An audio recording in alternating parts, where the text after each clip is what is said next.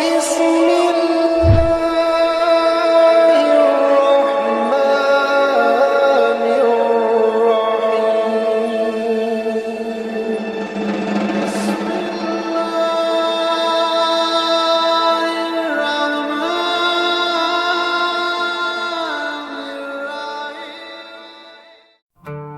sebuah kota kecil yang tenang, di mana lonceng gereja berdentang setiap minggu pagi dan wajah-wajah saling mengenal satu sama lain, Putri tumbuh sebagai anak yang istimewa. Ia bukan hanya dikenal karena wajahnya yang lembut dan senyumnya yang teduh, tetapi juga karena siapa ayahnya. Ayah Putri adalah seorang pendeta yang sangat disegani. Suaranya lantang ketika berkhotbah. Sorot matanya tajam namun penuh keyakinan. Jemaat menghormatinya. Masyarakat memujinya. Setiap nasihatnya didengar. Setiap langkahnya dijadikan teladan. Bagi banyak orang, keluarga mereka adalah gambaran keluarga religius yang sempurna.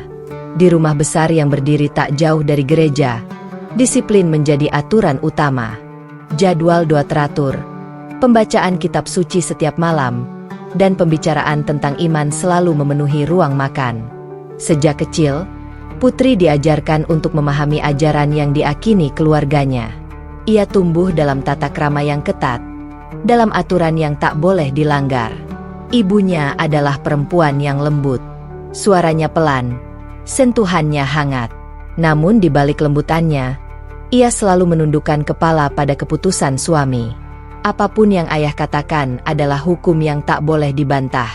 Putri sering melihat ibunya ingin mengatakan sesuatu, tetapi urung karena tatapan tegas ayahnya. Sebagai anak tunggal, Putri hidup berkecukupan. Ia tak pernah kekurangan apapun. Pakaiannya rapi, sekolahnya terbaik di kota itu, dan namanya selalu disebut-sebut sebagai anak pendeta yang sopan dan pintar. Namun di balik semua itu, ada ruang kosong yang tak pernah benar-benar terisi di dalam hati Putri. Ia sering duduk sendirian di dekat jendela kamarnya saat senja. Cahaya jingga masuk melalui tirai putih, menyentuh wajahnya yang masih polos. Di usianya yang belum genap 12 tahun, pertanyaan-pertanyaan aneh mulai muncul di benaknya. Mengapa hatinya sering terasa sepi? Padahal ia hidup di tengah keluarga yang penuh doa. Mengapa setiap kali ia ikut beribadah, ia merasa seperti hanya mengulang kata-kata, bukan merasakan kedekatan? Pertanyaan itu tak pernah berani ia ucapkan. Ia takut mengecewakan ayahnya. Ia takut dianggap kurang iman. Maka ia memendam semuanya sendiri. Di sekolah, Putri dikenal sebagai anak yang tenang. Ia jarang berbicara kecuali jika ditanya. Namun suatu hari, ia dipindahkan ke bangku sebelah seorang siswi baru. Gadis itu sederhana. Jilbabnya rapi menutupi rambutnya. Wajahnya bersih. Senyumnya hangat. Namanya Aisyah. Awalnya Putri canggung. Ia tahu ayahnya sering berbicara dengan nada tegas tentang perbedaan keyakinan. Namun Aisyah tak pernah menunjukkan sikap aneh. Ia ramah, ringan tangan, dan selalu siap membantu. Suatu siang, ketika jam istirahat, Putri melihat Aisyah tidak ikut ke kantin. Ia tetap duduk di bangku, membuka bekal kecil dari rumah. Sebelum makan, Aisyah menundukkan kepala dan berdoa dengan cara yang berbeda dari yang biasa Putri lihat. "Kenapa kamu selalu berdoa seperti itu?" tanya Putri pelan, penuh rasa ingin tahu. Aisyah tersenyum. "Karena aku ingin bersyukur pada Allah sebelum makan." Kata Allah terdengar asing di telinga Putri, meski tak sepenuhnya baru. Ia pernah mendengarnya, tetapi tak pernah benar-benar memahami maknanya. Sejak hari itu, rasa penasaran mulai tumbuh. Putri mulai memperhatikan kebiasaan Aisyah. Ketika waktu tertentu tiba, Aisyah meminta izin ke ruang ibadah kecil di sekolah. Ia selalu terlihat tenang setelahnya. Wajahnya seperti memancarkan kedamaian yang sulit dijelaskan. "Kenapa kamu kelihatan tenang sekali setelah berdoa?" tanya Putri suatu sore. Aisyah terdiam sejenak, lalu menjawab lembut, "Karena aku merasa Allah selalu mendengar. Aku merasa dekat." Jawaban itu sederhana. Namun entah mengapa, Kata-kata itu menghantam hati putri lebih keras dari khotbah panjang manapun yang pernah ia dengar. Merasa dekat. Itulah yang selama ini ia cari.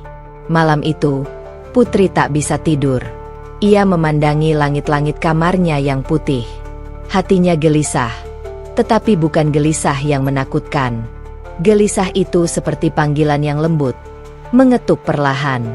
Beberapa hari kemudian, Aisyah memberinya sebuah buku kecil terjemahan Al-Quran. "Kalau kamu mau baca, bacalah. Tidak perlu siapapun tahu," bisik Aisyah hati-hati. Tangan putri gemetar saat menerima buku itu. Ia tahu, jika ayahnya mengetahui hal ini, kemarahan besar bisa terjadi. Namun rasa ingin tahunya lebih kuat daripada rasa takutnya. Malam itu, setelah memastikan pintu kamarnya terkunci, putri membuka lembar pertama. Ia membaca perlahan, mengeja setiap kalimat. Kata-kata di dalamnya terasa berbeda. Bukan sekadar rangkaian huruf, tetapi seperti pesan yang langsung berbicara pada hatinya. Tentang Tuhan yang Maha Pengasih. Tentang kasih sayang yang meliputi segalanya. Tentang doa yang tak pernah sia-sia. Air mata putri menetes tanpa ia sadari. Ia tidak tahu mengapa ia menangis. Ia hanya merasa seperti menemukan sesuatu yang selama ini hilang. Hari-hari berikutnya, ia semakin sering membaca diam-diam. Setiap kali selesai, hatinya terasa hangat. Ada ketenangan yang perlahan mengisi ruang kosong di dalam dirinya. Namun bersamaan dengan itu, rasa bersalah juga datang.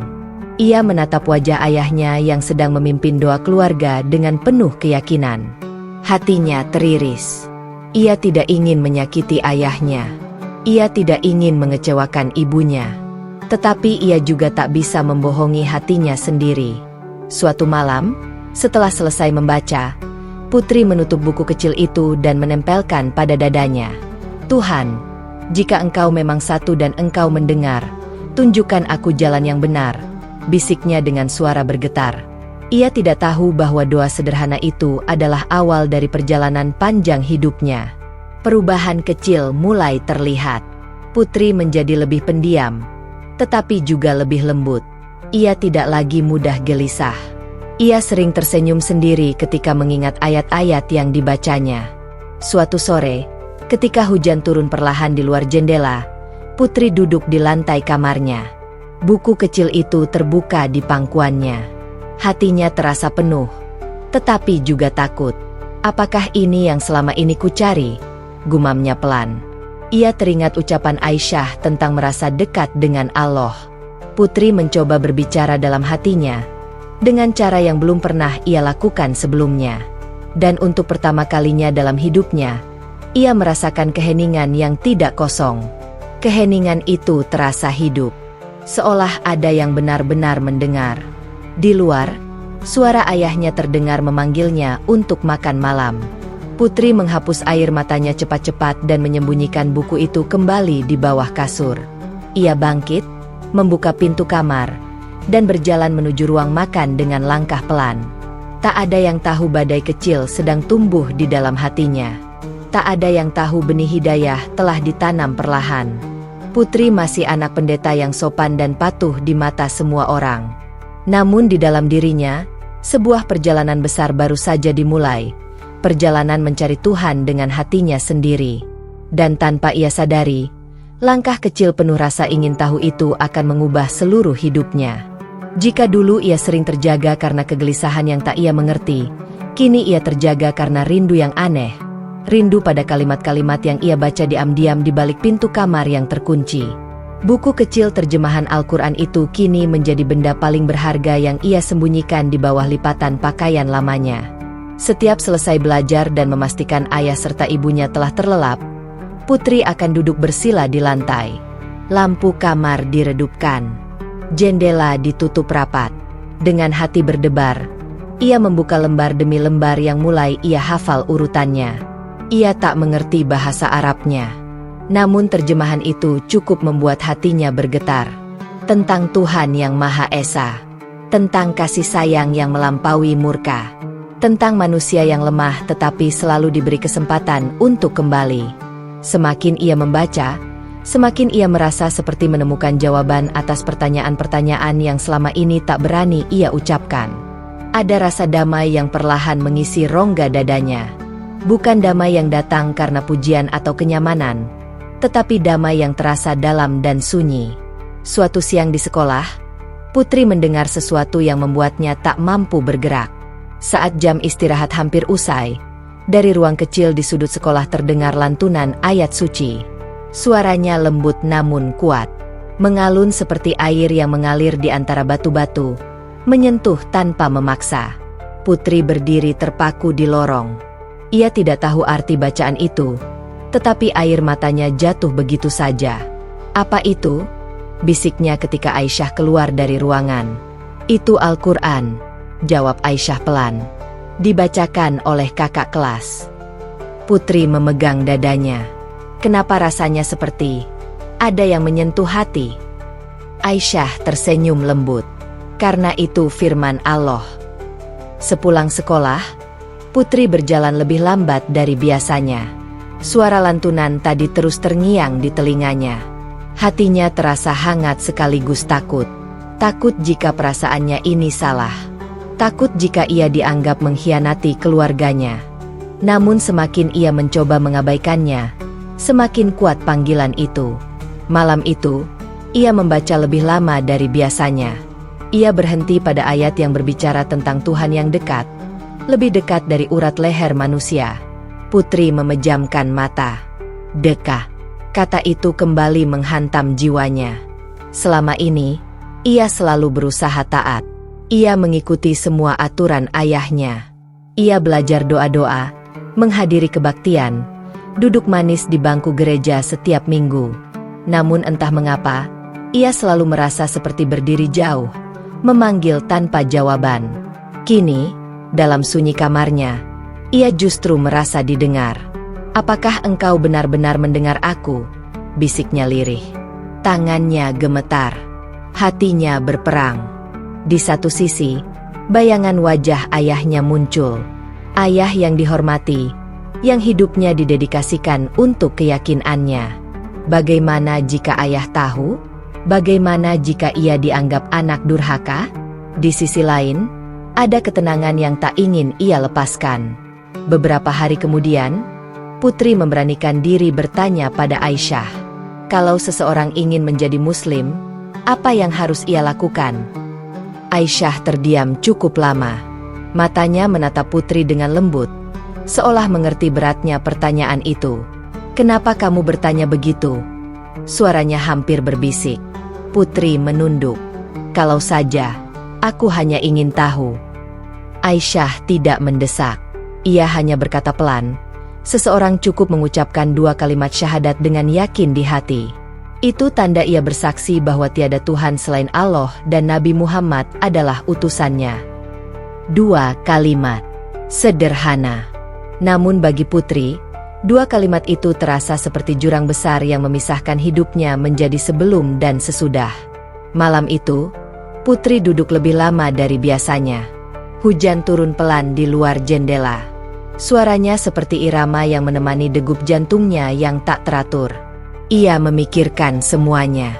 Tentang ayahnya, tentang ibunya, tentang rumah yang hangat, tentang kemungkinan kehilangan semuanya. Air mata mengalir tanpa bisa ia tahan. "Aku masih 12 tahun, gumamnya pelan. Apakah aku terlalu kecil untuk memilih?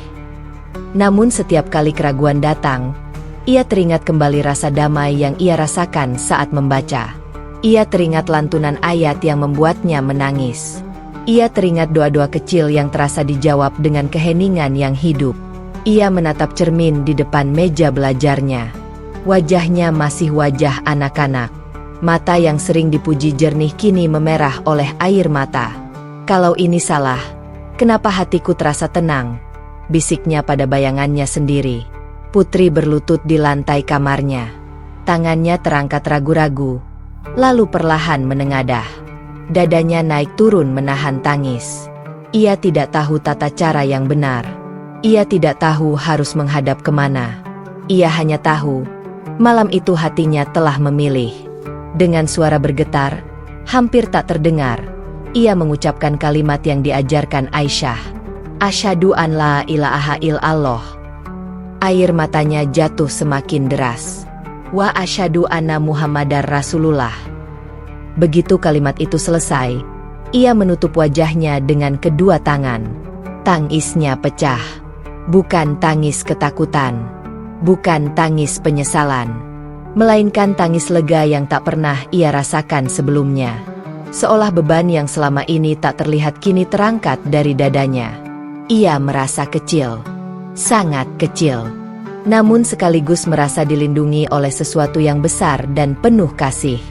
Di kamar yang sunyi itu, tanpa saksi manusia, putri yang baru berusia 12 tahun telah mengambil keputusan terbesar dalam hidupnya. Keputusan yang mungkin akan membuatnya kehilangan segalanya. Namun anehnya, ia tidak merasa kehilangan. Ia justru merasa menemukan. Setelah tangisnya mereda, ia duduk bersandar di tepi ranjang. Hatinya bergetar, tetapi bukan karena takut. Ada rasa hangat yang menyelimuti dirinya. Ya Allah, ucapnya pelan. Pertama kali menyebut nama itu dengan penuh kesadaran. Jika engkau benar, kuatkan aku. Aku tidak tahu apa yang akan terjadi nanti, tapi aku ingin dekat denganmu. Kata-kata itu mengalir begitu saja. Ia sadar, hidupnya tak akan pernah sama lagi. Besok ia tetap akan menjadi putri yang sama di mata dunia, anak pendeta yang sopan dan rajin. Ia tetap harus duduk di bangku gereja bersama ayahnya. Ia tetap harus tersenyum pada jemaat.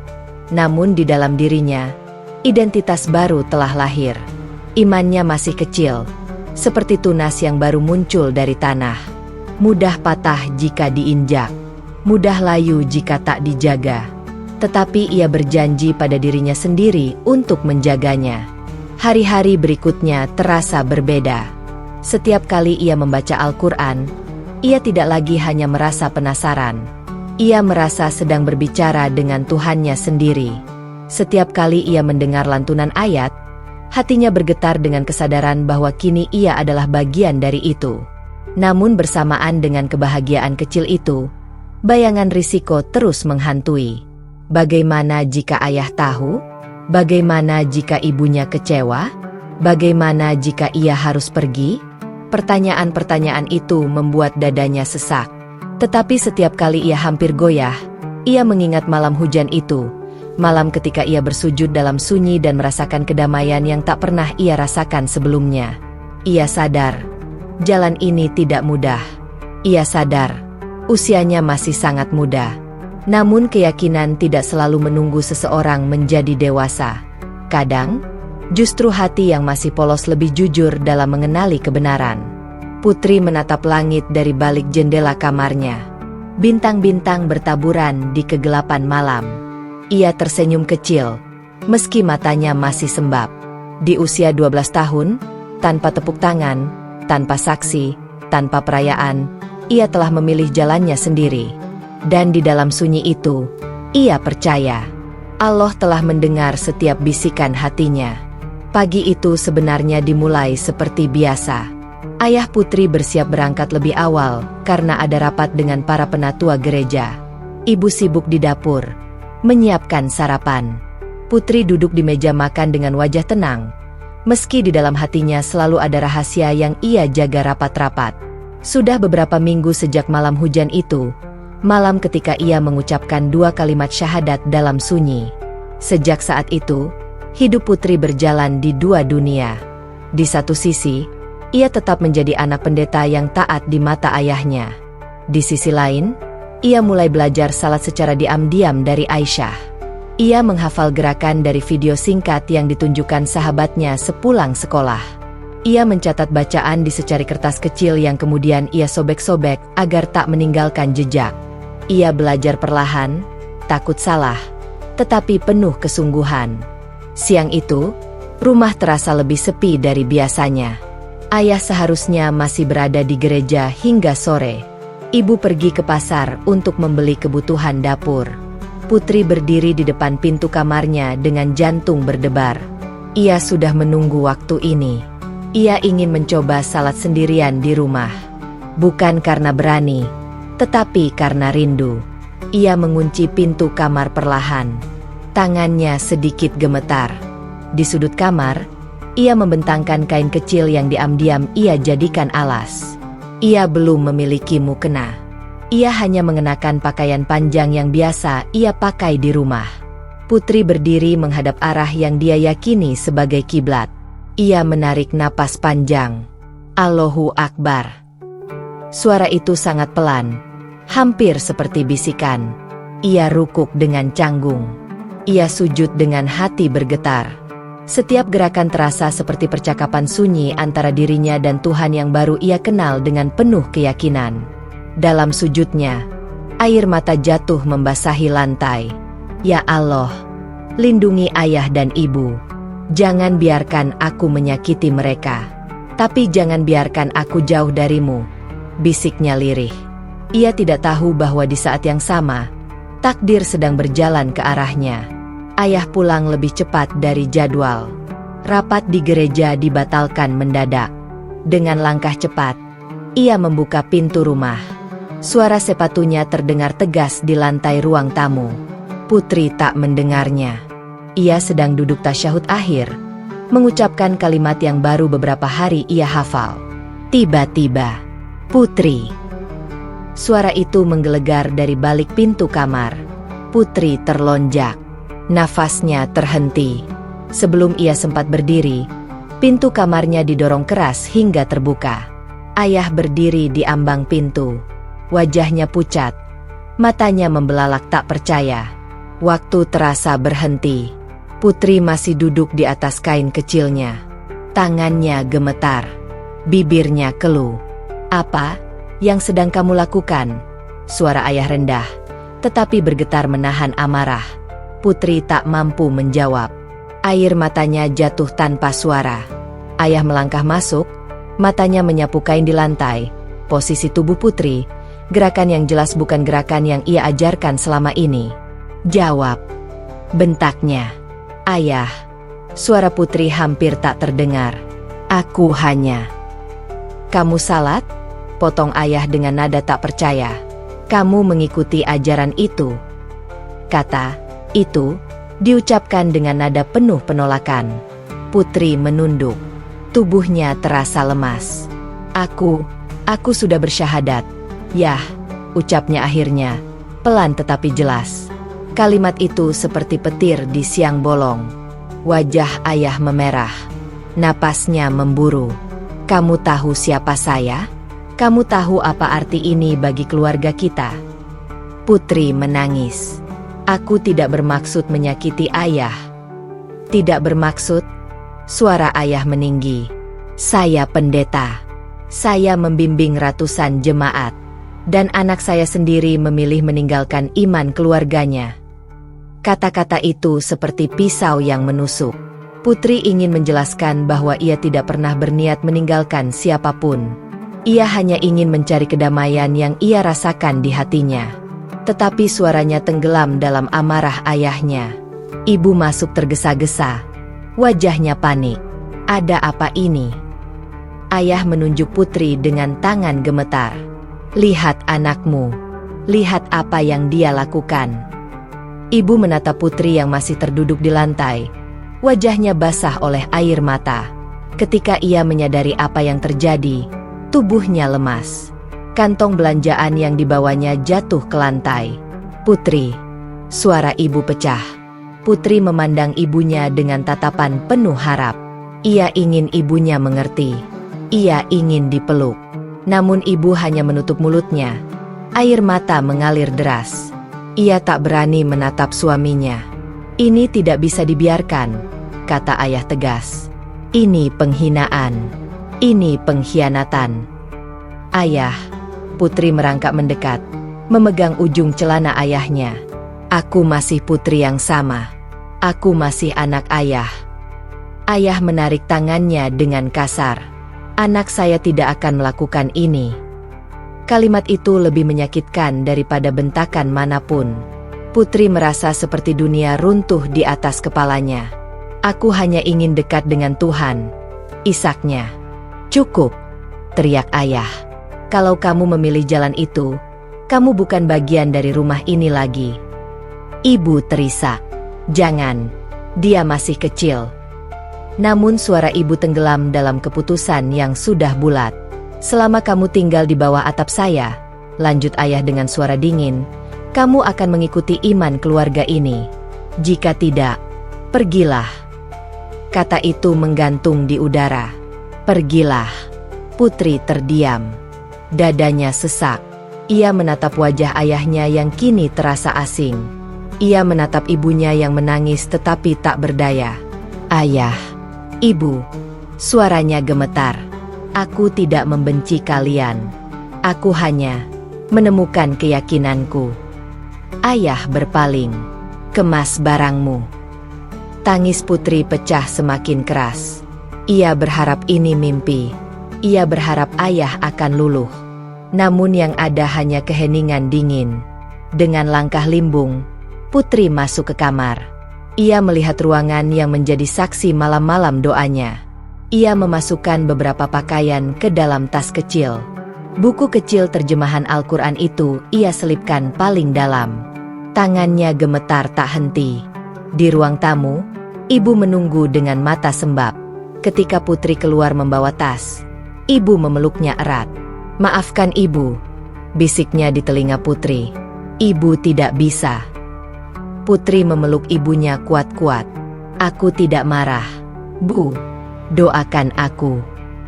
Ayah berdiri tak jauh dari pintu. Wajahnya keras seperti batu. Tanpa berani menatap terlalu lama, Putri melangkah keluar rumah. Langkah itu terasa seperti memotong masa kecilnya sendiri. Angin sore menyambutnya dengan dingin yang menusuk. Rumah yang selama 12 tahun menjadi tempatnya berlindung kini tertutup di belakangnya. Pintu itu tertutup dengan bunyi yang terdengar seperti akhir dari segalanya. Putri berdiri di halaman beberapa detik. Tak tahu harus melangkah kemana. Tas kecil di tangannya terasa berat. Tetapi hatinya jauh lebih berat. Air matanya tak berhenti. Namun di tengah luka yang begitu dalam, ia menengadah ke langit. Ya Allah, Engkau yang kupilih. Jangan tinggalkan aku. Bisiknya. Langkahnya mulai bergerak menjauh dari rumah. Setiap langkah adalah perih. Setiap langkah adalah kehilangan. Tetapi setiap langkah juga adalah bukti bahwa imannya lebih besar daripada rasa takutnya. Putri tidak tahu kemana ia akan pergi malam itu. Ia hanya tahu satu hal. Ia telah kehilangan rumahnya. Namun ia berharap tidak kehilangan Tuhannya. Dan dengan hati yang hancur tetapi penuh doa, Putri kecil berjalan menyusuri jalan senja, membawa luka yang akan mengubah hidupnya selamanya. Langit senja berubah menjadi gelap ketika Putri menyadari bahwa ia benar-benar sendirian. Tas kecil di tangannya terasa semakin berat. Kakinya pegal karena berjalan tanpa tujuan. Ia belum pernah keluar rumah sendirian sejauh ini, apalagi dengan kenyataan bahwa ia tak lagi punya tempat untuk kembali.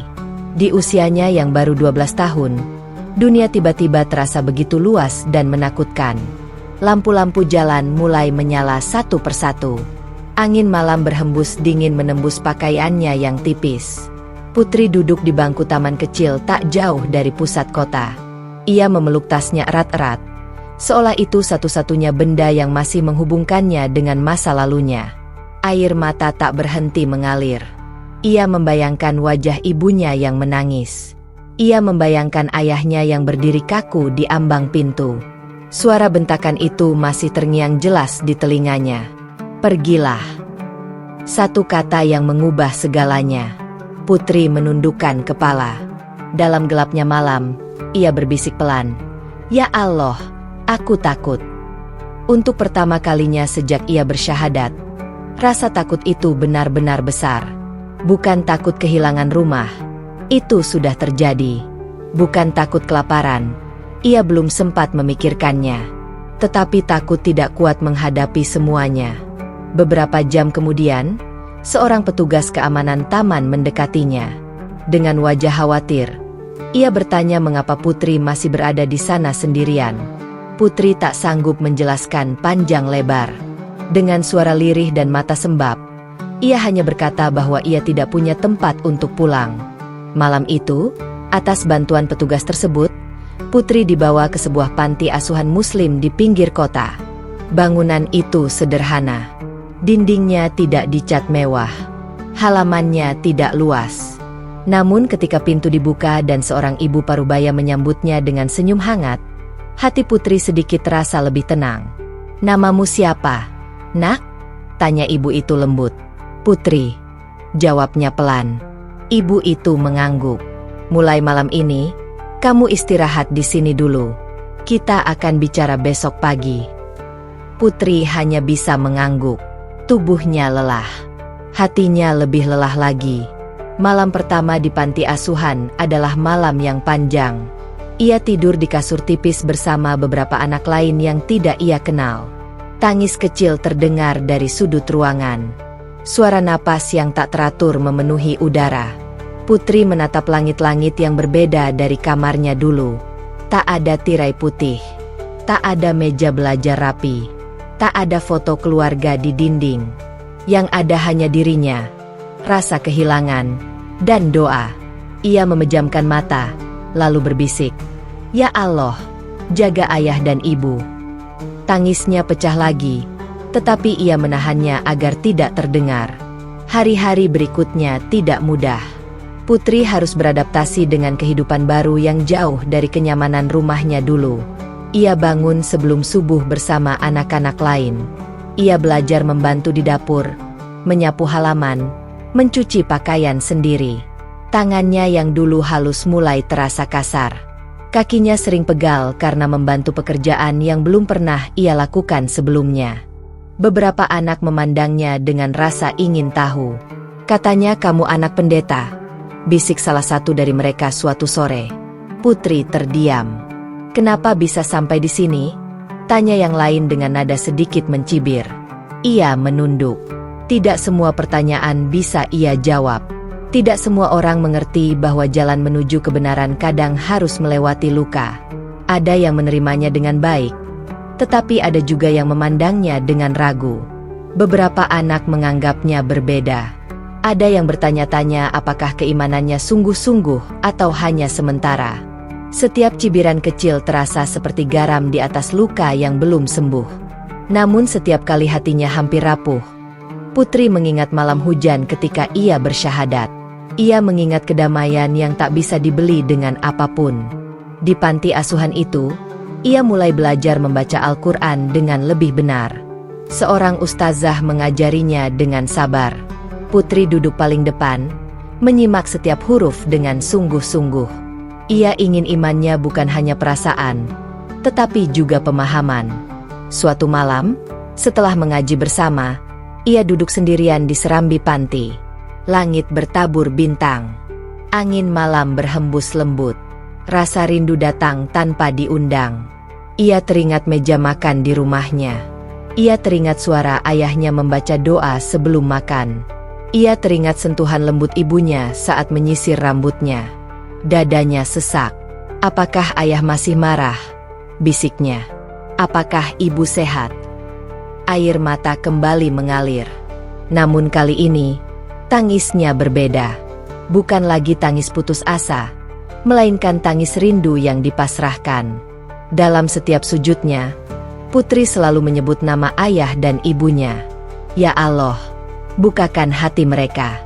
Jangan hukum mereka karena marah pada anak yang masih kecil ini. Beri mereka cahaya seperti yang Engkau beri kepadaku." Ia tak pernah meminta agar dirinya dikembalikan ke rumah. Ia hanya meminta agar orang tuanya diberi hidayah.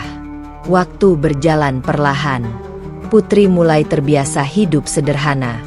Ia belajar mengatur uang saku kecil yang diberikan panti. Ia membantu adik-adik yang lebih kecil belajar membaca. Ia berbagi makanan meski porsinya tak banyak. Kesulitan ekonomi menjadi bagian dari hari-harinya.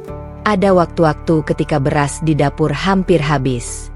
Ada malam ketika ia tidur dengan perut yang belum sepenuhnya kenyang. Namun anehnya, di tengah kekurangan itu, hatinya tidak lagi kosong. Ia lelah. Ia rindu. Sangat. Tetapi ia tidak merasa sendirian.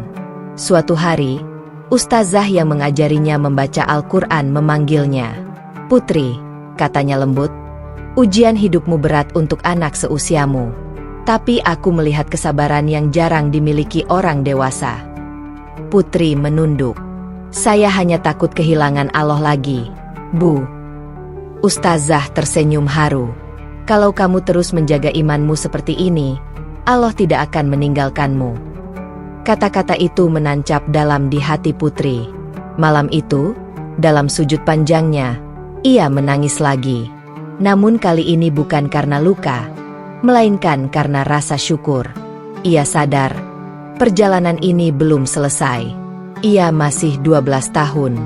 Masa depannya masih panjang.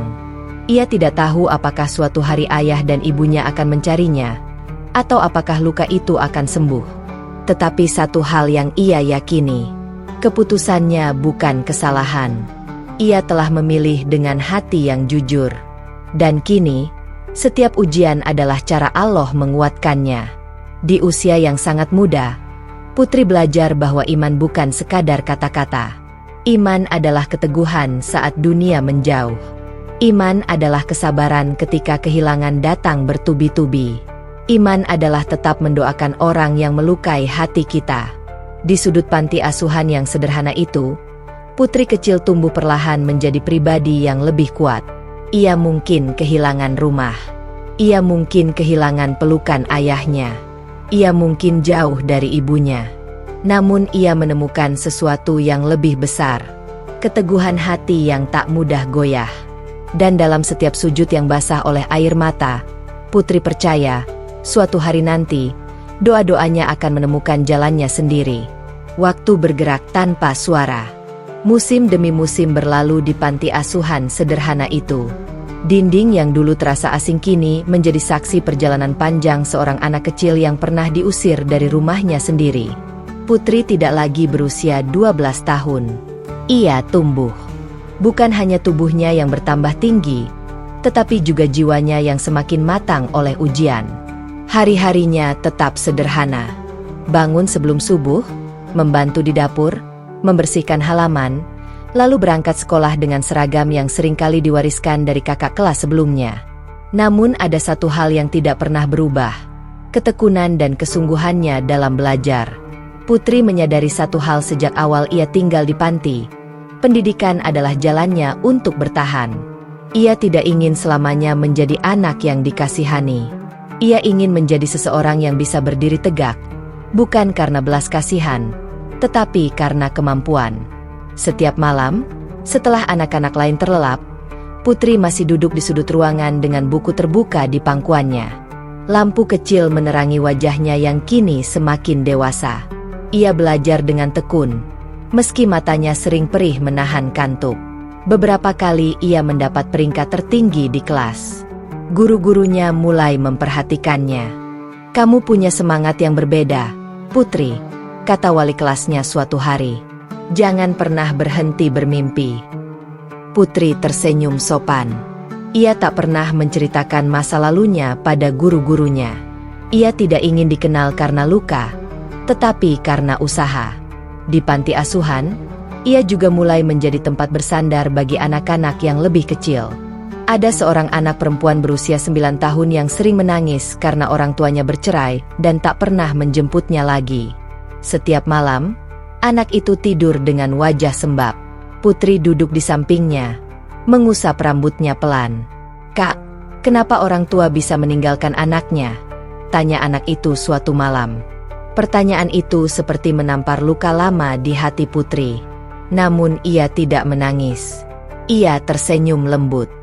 Kadang orang tua juga sedang terluka. Kita tidak selalu tahu alasan di balik keputusan mereka. Tapi bukan berarti mereka tidak pernah mencintai. Anak itu menatapnya polos. "Kakak juga ditinggalkan." Putri terdiam sejenak, lalu mengangguk pelan. "Iya, tapi aku memilih untuk tidak membenci." Ia mengatakan itu bukan karena ia tidak pernah sakit. Ia pernah hancur. Ia pernah merasa dunia tidak adil. Ia pernah bertanya mengapa ia harus kehilangan rumah di usia begitu muda. Tetapi setiap kali kebencian hampir tumbuh, ia mengingat satu hal. Ia telah memilih jalan ini karena cinta pada Allah. Dan Allah tidak pernah mengajarkan kebencian. Rasa rindunya pada ayah dan ibunya tidak pernah benar-benar hilang. Setiap melihat teman-temannya dijemput orang tua saat acara sekolah, dadanya tetap terasa sesak. Setiap hari raya, ketika beberapa anak pulang sementara ia tetap tinggal di panti, ia masih menangis dalam sujudnya. Namun tangisnya kini berbeda. Bukan lagi tangis yang mempersoalkan takdir, melainkan tangis doa. Ya Allah, jaga ayah dan ibu. Jika Engkau berkehendak, pertemukan kami kembali dalam keadaan terbaik, bisiknya setiap malam. Tahun-tahun berlalu.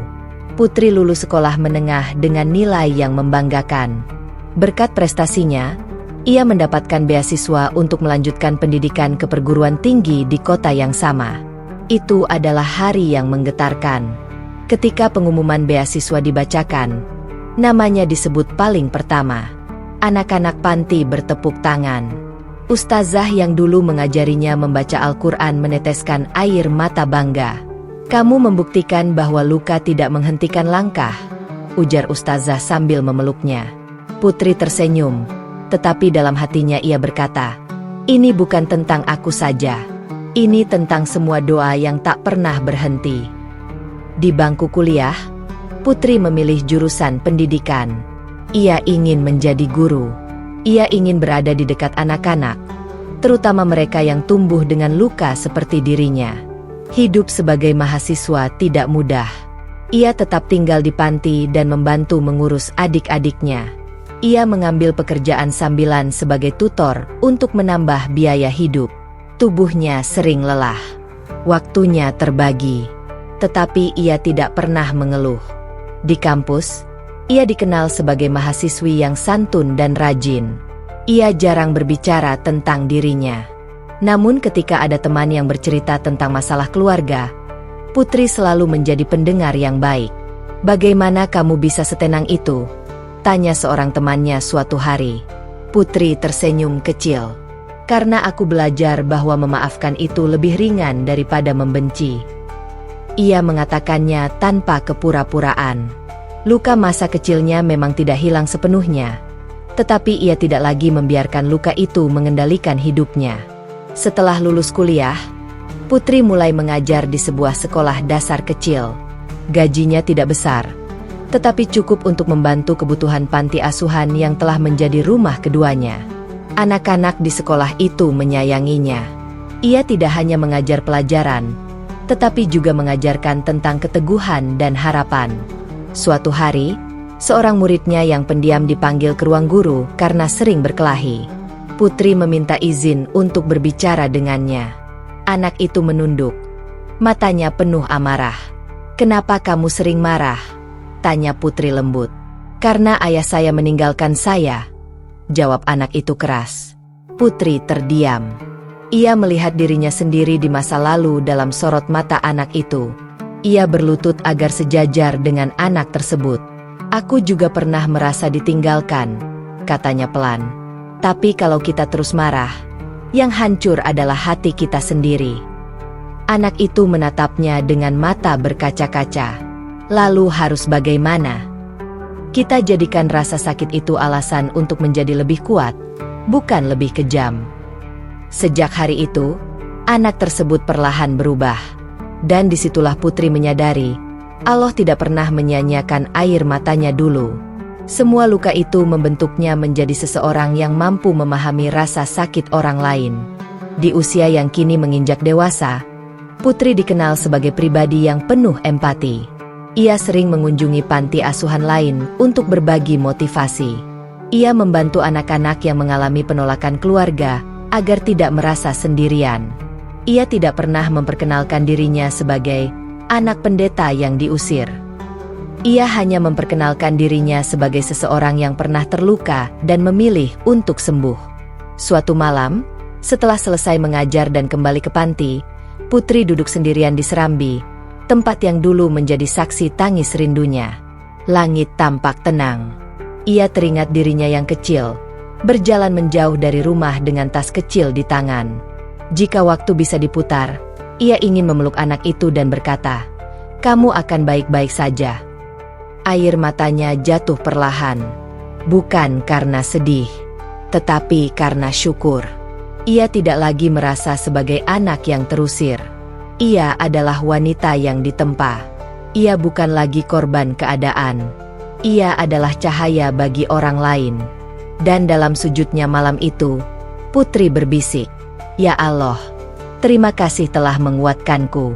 Jika pertemuan dengan ayah dan ibu adalah bagian dari takdirku, pertemukan kami dalam keadaan Engkau ridai." Angin malam berhembus lembut. Di panti asuhan sederhana itu, seorang anak yang dulu diusir kini telah tumbuh menjadi wanita yang memberi harapan. Lukanya tidak menghitamkan hatinya, justru menjadikannya cahaya.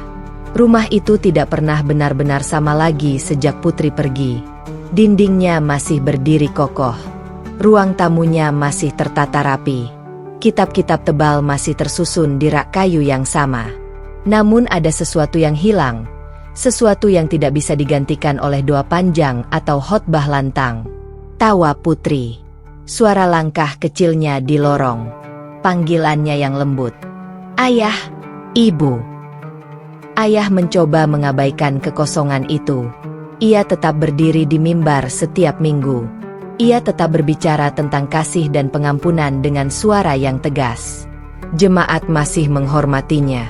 Tak ada yang tahu bahwa setiap kali ia menunduk dalam doa, ada satu nama yang terus terlintas di benaknya. Putri. Pada malam-malam tertentu, ketika rumah telah sunyi dan istrinya terlelap, ayah sering duduk sendirian di ruang kerja. Ia membuka laci meja dan memandangi foto lama. Putri kecil dengan seragam sekolah dasar tersenyum polos di sampingnya. Wajah itu menghantui pikirannya. Ia masih ingat sorot mata Putri saat berkata, "Aku hanya ingin dekat dengan Tuhan." Kalimat itu dulu ia anggap pembangkangan. Kini, kalimat itu terdengar seperti jeritan hati seorang anak. Waktu berlalu, tetapi amarah yang dulu membara perlahan digantikan oleh sesuatu yang lain, penyesalan. Ayah mulai sulit tidur. Setiap kali memejamkan mata, bayangan Putri berjalan menjauh dari rumah dengan tas kecil di tangan muncul begitu jelas. Ia mengingat betapa kecil tubuh itu saat melangkah pergi. "Dia masih 12 tahun, gumamnya suatu malam. Ibu, yang sejak awal lebih banyak menangis dalam diam, sebenarnya memendam luka yang lebih dalam. Ia sering berdiri di depan kamar Putri yang kini kosong. Ia tak pernah sanggup mengubah isi kamar itu. Tirai putih masih tergantung. Meja belajar masih rapi. Bahkan boneka kecil di sudut tempat tidur masih terbaring di tempatnya. Ia sering duduk di tepi ranjang itu dan menangis. "Putri, maafkan ibu," bisiknya berulang kali. Hubungan ayah dan ibu pun berubah. Mereka tetap hidup bersama, tetapi ada jarak yang tak kasat mata. Setiap kali topik tentang Putri muncul, suasana menjadi tegang. "Ayah terlalu keras waktu itu," ucap ibu suatu malam dengan suara gemetar. Ayah terdiam lama sebelum menjawab. "Saya hanya mempertahankan keyakinan." "Tapi kita kehilangan anak kita," balas ibu pelan. Kalimat itu seperti pisau yang tak terlihat, mengiris pelan namun dalam. Sejak hari itu, ayah mulai bertanya pada dirinya sendiri, apakah mempertahankan keyakinan harus berarti mengorbankan darah dagingnya sendiri? Pertanyaan-pertanyaan itu terus tumbuh. Suatu hari, dalam sebuah diskusi antaragama yang diadakan di kota mereka, ayah bertemu dengan seorang ustaz yang dikenal bijaksana. Awalnya ia hadir sebagai pembicara yang ingin menjelaskan keyakinannya. Namun entah mengapa, ketika ustaz itu berbicara tentang kasih sayang Allah yang meliputi segala sesuatu, hati ayah terasa tersentuh. Ustaz itu berkata dengan tenang, kadang hidayah datang bukan melalui kemenangan argumen, tetapi melalui kerendahan hati untuk mencari. Kalimat itu sederhana. Namun ayah pulang dengan pikiran yang tidak lagi tenang. Ia mulai membaca, bukan untuk membantah, tetapi untuk memahami. Diam-diam, ia mencari terjemahan Al-Quran. Awalnya hanya ingin tahu apa yang membuat Putri begitu yakin. Malam pertama ia membukanya. Tangannya terasa berat. seolah ia sedang mengkhianati dirinya sendiri.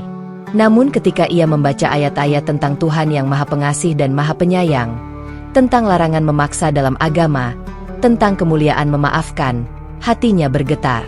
Ia berhenti membaca dan menutup wajahnya. Apakah selama ini ia terlalu cepat menghakimi? Hari-hari berikutnya, ayah menjadi lebih pendiam. Jemaat mulai menyadari perubahan itu, tetapi tidak ada yang berani bertanya. Ibu memperhatikan kebiasaan baru suaminya, membaca sesuatu di ruang kerja hingga larut malam. "Sedang membaca apa?" tanya ibu hati-hati. Ayah menatapnya lama sebelum menjawab, "Apa yang dulu membuat Putri pergi?" Ibu terdiam. Air matanya jatuh lagi. Perjalanan batin ayah tidak mudah.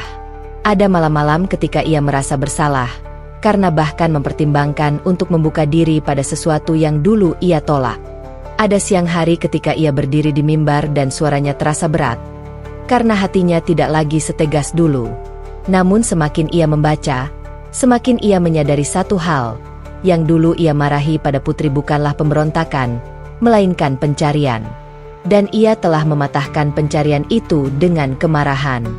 Rasa bersalah itu tumbuh menjadi penyesalan yang dalam. Suatu malam, setelah membaca ayat tentang orang tua dan anak, ayah tak mampu lagi menahan tangisnya. "Saya salah," bisiknya dalam gelap. Ibu yang mendengar isaknya mendekat dan duduk di sampingnya. Untuk pertama kalinya setelah bertahun-tahun, ayah berkata dengan suara pecah, "Saya mengusir anak kita." Ibu memegang tangannya erat. "Kita sama-sama kehilangan." Sejak malam itu, perjalanan mereka berubah arah. Ayah tidak lagi membaca dengan niat mencari kesalahan. Ia membaca untuk mencari kebenaran. Ia berdiskusi dengan ustaz yang dulu ditemuinya, bukan sebagai pendebat, tetapi sebagai pencari. Pertanyaan-pertanyaan yang dulu ia tolak kini ia hadapi dengan jujur. Dan perlahan, sesuatu yang keras di dalam dirinya mulai melunak. Suatu pagi, ketika cahaya matahari masuk melalui jendela ruang kerja, ayah menutup buku yang sedang ia baca dan berkata pelan, "Saya percaya." Ibu menatapnya dengan mata berkaca-kaca. "Percaya apa?" tanyanya. "Bahwa Tuhan itu satu, dan bahwa saya terlalu sombong untuk mengakuinya dulu." Tangis ibu pecah. Perjalanan itu tidak berhenti pada pengakuan hati. Mereka belajar perlahan. Mereka bertanya. Mereka mendekatkan diri pada komunitas Muslim dengan penuh kerendahan hati. Dan pada suatu hari yang sederhana, tanpa sorotan siapapun, ayah dan ibu mengucapkan 2 kalimat syahadat. Tidak ada mimbar megah. Tidak ada tepuk tangan. Hanya 2 insan yang diliputi penyesalan dan harapan. Ketika kalimat itu selesai terucap, ayah menunduk dan menangis seperti anak kecil. "Putri, maafkan ayah," bisiknya.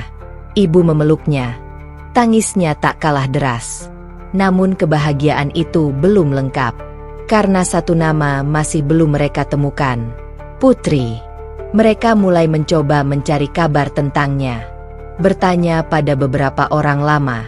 Mengunjungi tempat-tempat yang mungkin pernah ia datangi. Tetapi waktu telah berlalu terlalu lama. Jejak itu samar. Meski begitu, kali ini mereka tidak lagi mencari dengan kemarahan. Mereka mencari dengan doa. Setiap selesai salat, ayah selalu mengangkat tangan. "Ya Allah, jika Putri masih Engkau jaga di bumimu ini, pertemukan kami kembali.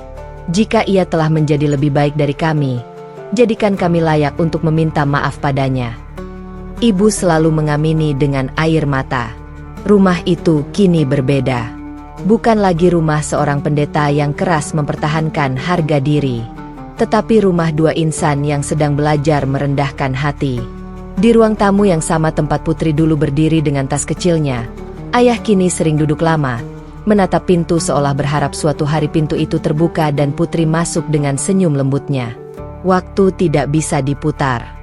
Keputusan yang salah tidak bisa dihapus. Namun hidayah telah datang, bukan dengan gemuruh, melainkan dengan penyesalan yang perlahan menumbuhkan kesadaran. Dan di setiap sujud mereka kini, ada satu doa yang tak pernah terlewat. Semoga suatu hari, di tempat dan waktu yang Allah pilih, mereka dapat memeluk putri kembali, bukan sebagai keluarga yang terpisah oleh keyakinan, tetapi sebagai keluarga yang dipersatukan oleh hidayah. 16 tahun telah berlalu sejak putri melangkah pergi dari rumah dengan tas kecil di punggungnya dan hati yang lebih berat dari langkahnya. Waktu membentuknya, luka menguatkannya, doa-doa panjang di sepertiga malam menenangkannya. Kini ia berdiri sebagai seorang wanita dewasa yang matang, lembut, dan penuh keyakinan. Dan hari itu, ia berdiri di tanah suci. Undangan haji itu datang seperti jawaban dari doa yang tak pernah ia hentikan. Bertahun-tahun ia menabung. Ia menyisihkan sebagian penghasilannya, sedikit demi sedikit. Bukan untuk kemewahan, bukan untuk kesenangan dunia, tetapi untuk satu impian: bersujud di depan Ka'bah dan menyerahkan seluruh hidupnya hanya kepada Allah. Saat pesawat yang membawanya mendarat di Jeddah, air matanya sudah tak terbendung. "Ya Allah, Engkau benar-benar membawaku sampai ke sini," bisiknya dengan suara bergetar. Perjalanan menuju Makkah terasa seperti perjalanan menuju titik terdalam jiwanya. Ketika bus memasuki kota suci itu dan Ka'bah pertama kali terlihat dari kejauhan, jantung putri berdegup kencang. Tubuhnya lemas.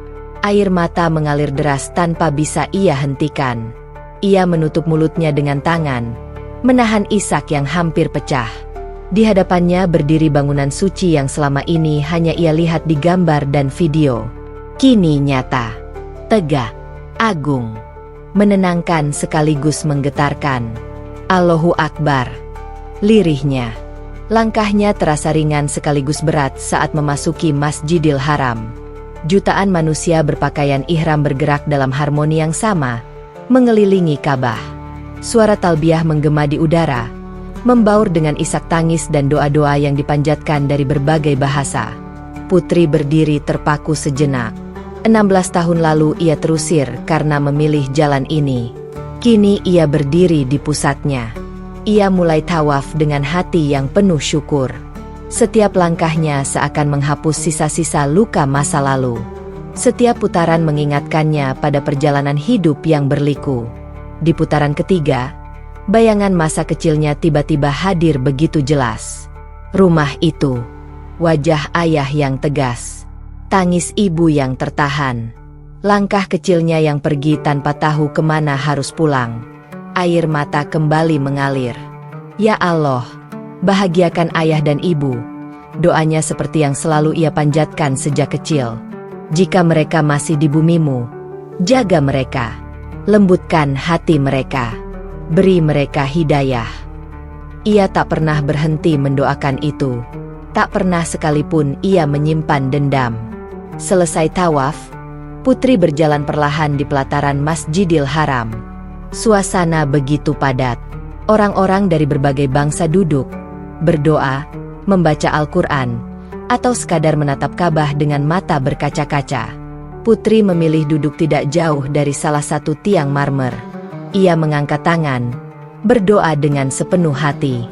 Suaranya bergetar, namun jelas. "Ya Allah, Engkau maha membolak-balikan hati. Jika Engkau berkehendak, tidak ada yang mustahil."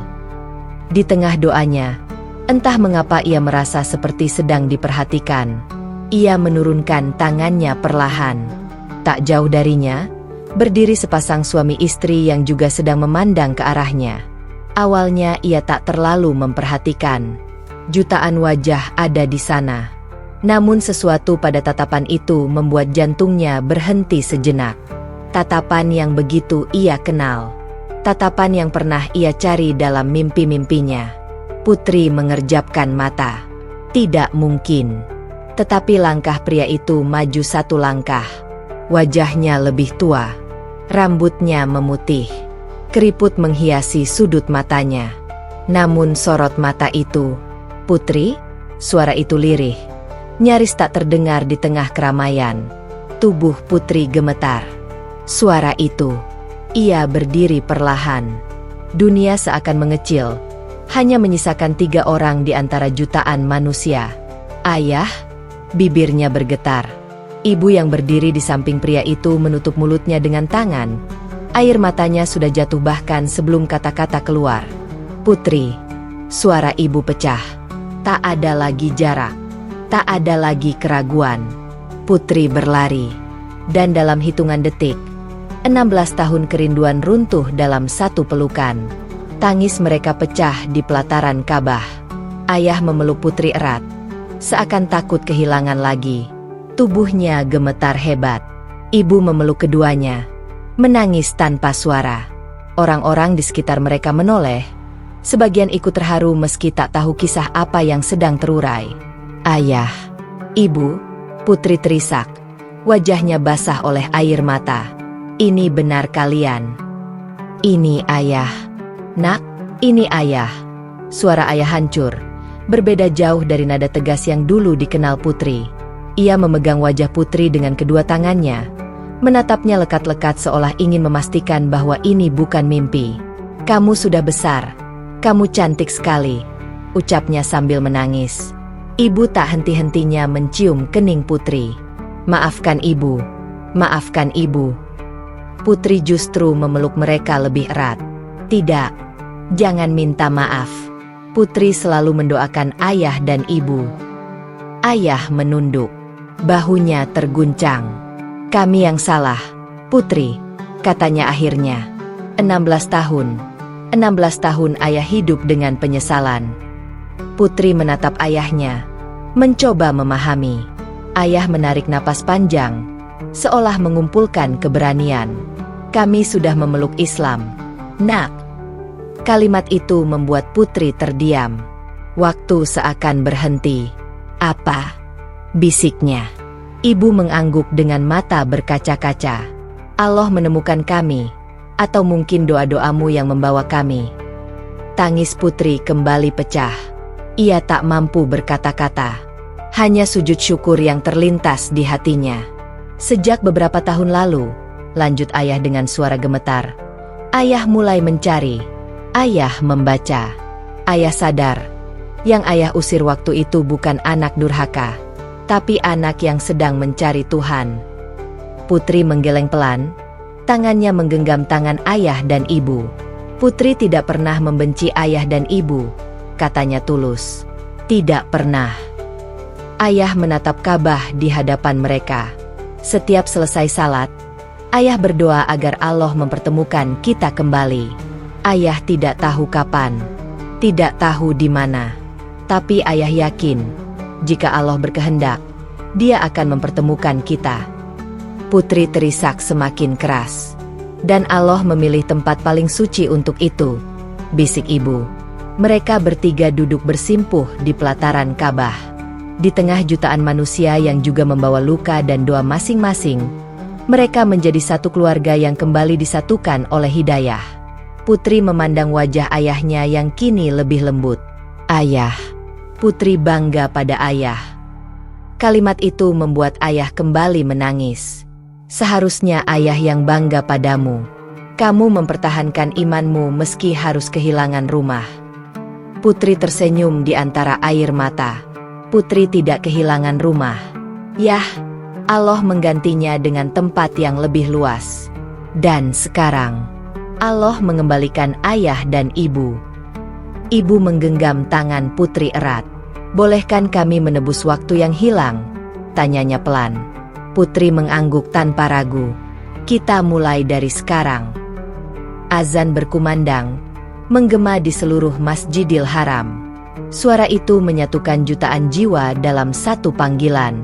Ayah menatap Putri. "Maukah kamu berdiri di samping ayah untuk salat bersama?" Putri tersenyum, air matanya kembali mengalir. Itu doa Putri sejak dulu. Mereka berdiri sejajar. Bahu ayah sedikit membungkuk karena usia, tetapi hatinya kini tegak dalam keyakinan yang baru. Ibu berdiri di samping Putri. Wajahnya tenang meski masih basah oleh tangis. Ketika takbir pertama dikumandangkan, Putri merasakan sesuatu yang tak pernah ia rasakan sebelumnya. Bukan hanya berdiri di depan Ka'bah, tetapi berdiri bersama keluarganya dalam iman yang sama. Sujud mereka malam itu bukan hanya sujud penghambaan, tetapi sujud syukur, sujud penyesalan, sujud pertemuan. Di antara jutaan manusia yang mengelilingi Ka'bah, kisah mereka mungkin hanyalah setitik kecil. Namun bagi Putri, itu adalah jawaban dari 16 tahun doa yang tak pernah putus. Allah tidak pernah terlambat. Allah hanya menunggu waktu terbaik. Dan di pelataran Ka'bah itu, di bawah langit Makkah yang penuh rahmat, keluarga yang dulu terpisah oleh keyakinan kini dipersatukan kembali oleh hidayah. Tangis mereka menjadi saksi bahwa kesabaran tidak pernah sia-sia, bahwa doa seorang anak mampu menembus langit, dan bahwa cinta, ketika diserahkan kepada Allah, selalu menemukan jalannya pulang. Malam itu, langit Makkah terasa begitu dekat. Lampu-lampu Masjidil Haram memantulkan cahaya lembut di pelataran putih yang luas. Di tengah jutaan manusia yang datang dari berbagai penjuru dunia, Putri berdiri di antara ayah dan ibu, dua sosok yang dulu ia tangisi setiap malam dalam sujudnya. Kini mereka berada di tempat yang sama, di arah yang sama, menghadap Tuhan yang sama. Ketika imam mengumandangkan takbir, Putri merasakan getaran yang berbeda dari seluruh sujudnya selama 16 tahun terakhir. Ia pernah salat dalam tangis kesepian, pernah sujud dalam luka pengusiran, pernah berdoa dalam dinginnya malam panti asuhan. Namun sujud kali ini terasa utuh. Allahu Akbar. Ayah di sebelahnya mengangkat tangan dengan gerakan yang masih sedikit kaku, tetapi penuh keyakinan. Ibu berdiri dengan wajah tenang, meski air mata terus mengalir tanpa henti. Putri memejamkan mata. Saat dahinya menyentuh lantai Masjidil Haram, dunia seperti berhenti berputar. 16 tahun penderitaan, kerinduan, dan doa, luruh dalam satu titik sujud. Ya Allah, Engkau yang menyatukan kembali, bisiknya dalam hati. Isaknya tertahan, namun dadanya berguncang.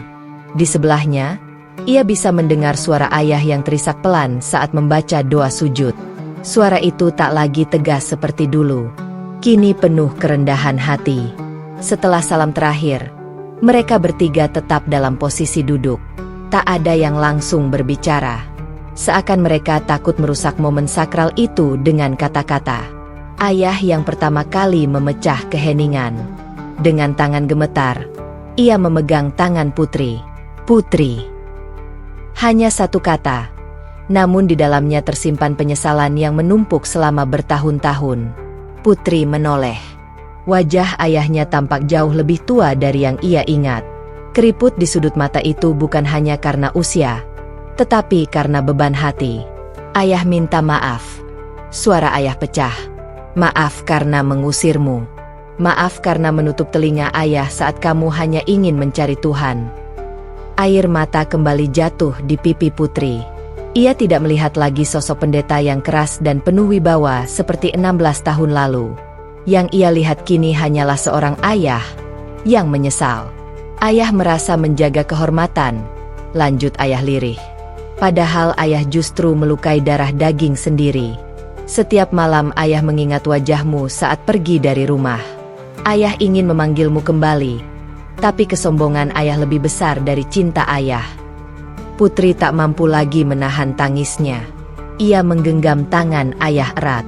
Sudah, Yah, jangan lagi disimpan. Ayah menggeleng pelan. Tidak, Nak, biarkan ayah mengakui kesalahan ayah. Itu hutang yang harus ayah lunasi. Ibu yang duduk di sisi Putri ikut memeluk keduanya. Bahunya bergetar. Ibu juga bersalah, katanya dengan suara parau. Ibu tidak cukup berani membelamu waktu itu. Ibu hanya menangis, tapi tidak melindungimu. Putri menatap ibu dengan lembut. Ibu tidak pernah salah, katanya pelan. Putri tahu ibu terjepit di antara dua cinta. Ibu menangis semakin keras dan memeluk Putri erat, seakan ingin mengganti pelukan yang hilang selama belasan tahun. Putri lalu memegang kedua tangan orang tuanya. Putri sudah memaafkan sejak hari pertama Putri melangkah pergi, ucapnya jujur. Karena kalau Putri menyimpan marah, Putri tidak akan kuat bertahan. Ayah menatapnya dengan mata berkaca-kaca. Kamu jauh lebih dewasa dari ayah saat itu. Putri tersenyum kecil. Ujian yang mendewasakan. Yah, bukan usia. Angin malam Makkah berhembus lembut. Lantunan ayat suci terdengar dari berbagai penjuru. Suasana terasa begitu tenang, seakan Allah sendiri sedang menyelimuti keluarga itu dengan kasih-Nya. Ayah menatap Ka'bah yang berdiri kokoh di hadapan mereka. Ayah dulu mengira kehilanganmu adalah aib terbesar dalam hidup ayah, katanya perlahan. Ternyata itu adalah cara Allah menghancurkan kesombongan ayah. Putri mendengarkan tanpa menyela. Setelah kamu pergi, lanjut ayah, rumah terasa kosong. Mimbar terasa sepi. Setiap kali ayah berbicara tentang kasih Tuhan, hati ayah sendiri terasa jauh dari kasih itu. Ibu mengangguk pelan. Setiap malam ibu berdoa agar kamu selamat, katanya, tanpa tahu di mana kamu berada. Putri menggenggam tangan ibu. Allah menjaga Putri, ucapnya lembut. Dan mungkin Allah juga sedang menjaga ayah dan ibu lewat rasa kehilangan itu. Ayah tersenyum pahit. Benar, kehilanganmu membuat ayah mulai mencari. Awalnya hanya untuk membuktikan bahwa ayah benar. Tapi semakin ayah membaca, semakin ayah sadar, ayah selama ini keras karena takut. Takut kehilangan kehormatan? Tanya Putri pelan. Ayah mengangguk. Padahal kehormatan sejati adalah tunduk kepada kebenaran. Kalimat itu menggantung di antara mereka. Putri merasakan kehangatan menjalar di dadanya. Doa-doa yang ia panjatkan selama ini benar-benar dikabulkan, bukan hanya dengan mempertemukan mereka kembali, tetapi dengan mengubah hati. Ayah, suara Putri lembut. Putri tidak pernah berharap ayah dan ibu masuk Islam demi Putri. Putri hanya berdoa agar Allah memberi yang terbaik. Ayah tersenyum. Kami masuk Islam bukan karena kamu memaksa, tapi karena Allah membuka pintu yang dulu kami tutup rapat. Ibu mengusap air mata Putri. Dan mungkin karena doa seorang anak yang tak pernah berhenti. Putri menunduk. Hatinya dipenuhi rasa syukur yang tak terlukiskan. Malam itu, mereka tidak lagi membicarakan masa lalu dengan pahit. Mereka membicarakan masa depan. Apa yang akan kamu lakukan setelah ini? Tanya ayah. Putri tersenyum. Putri ingin terus membantu anak-anak yang mengalami penolakan seperti dulu. Putri ingin mereka tahu bahwa Allah selalu punya rencana indah. Ayah mengangguk mantap. Biarkan ayah dan ibu berjalan bersamamu. Kami ingin menebus waktu yang hilang dengan melakukan kebaikan. Putri menatap mereka satu persatu. 16 tahun lalu, ia pergi dari rumah dengan hati hancur. Kini ia duduk di pelataran Ka'bah dengan hati yang jauh lebih utuh dari sebelumnya. Ia menyadari sesuatu malam itu. Hidayah memang misteri. Ia bisa datang pada anak kecil berusia 12 tahun yang mencari ketenangan. Ia bisa datang pada seorang ayah yang keras setelah bertahun-tahun dihantui penyesalan. Ia bisa datang lewat kehilangan, lewat luka, bahkan lewat air mata. Dan doa. Doa tidak pernah sia-sia. Tidak ada satupun sujud Putri yang terbuang percuma. Tidak ada satupun tangisnya di malam hari yang tidak didengar. Allah hanya menunggu waktu terbaik untuk menjawab. Sebelum meninggalkan Masjidil Haram malam itu, mereka bertiga kembali berdiri menghadap Ka'bah. Putri menatap ayah dan ibu di sampingnya. Terima kasih sudah datang, katanya pelan. Ayah tersenyum lembut. Bukan kami yang datang, Nak, kami yang dipanggil. Ibu menggenggam tangan Putri, dan dipertemukan kembali. Mereka berjalan berdampingan meninggalkan pelataran, bukan lagi sebagai keluarga yang terpisah oleh keyakinan, tetapi sebagai keluarga yang disatukan oleh rahmat Allah. Putri menoleh sekali lagi ke arah Ka'bah. Dalam hatinya ia berbisik, Ya Allah, jika Engkau mampu menyatukan kembali keluarga kami setelah 16 tahun, maka tidak ada yang mustahil bagimu. Perjalanan hidup Putri mengajarkannya bahwa iman bukan tentang kemudahan, tetapi tentang keteguhan. Bahwa kesabaran bukan berarti tidak terluka, tetapi tetap memilih percaya di tengah luka. dan bahwa memaafkan bukan tanda kelemahan, melainkan kekuatan terbesar seorang hati. Kisahnya tidak berakhir di sana. Ia justru baru dimulai. Karena dari pelataran Ka'bah itu, lahir tekad baru untuk menyebarkan harapan, untuk meyakinkan mereka yang terusir bahwa Allah tidak pernah meninggalkan, dan untuk membuktikan bahwa cinta keluarga yang sempat terpisah dapat disatukan kembali oleh hidayah. Di bawah langit Makkah yang penuh cahaya, 3 jiwa berjalan pulang dengan hati yang damai. Dan di antara jutaan manusia yang berdoa malam itu, ada satu keluarga yang menjadi bukti hidup, bahwa hidayah bisa datang kapan saja, bahwa doa seorang anak mampu menembus langit, dan bahwa cinta yang diserahkan kepada Allah akan selalu menemukan jalan untuk kembali.